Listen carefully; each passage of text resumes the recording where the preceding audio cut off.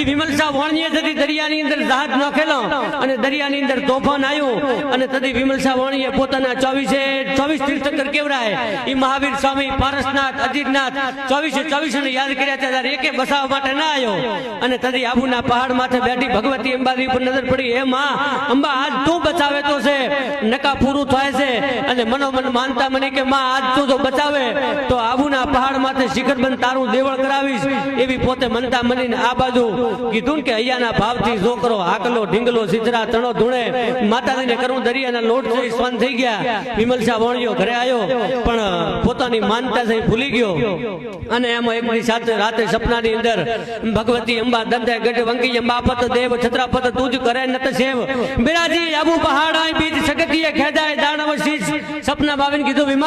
વિમલ બાપ હું તો છે કે જાગે છે કે માં જાગું છું તો કે મારી માનતા ભૂલી ગયો કે માં શેની માનતા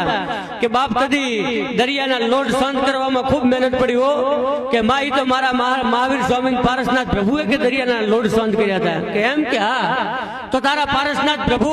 અને મહાવીર સ્વામી જિનાલય છે જે દેરાસર છે એ શેના બનેલો છે કે માં આરસપણનો બનેલો છે કે વિમલ આરસપણમાં આગ લાગે કે માં ન લાગે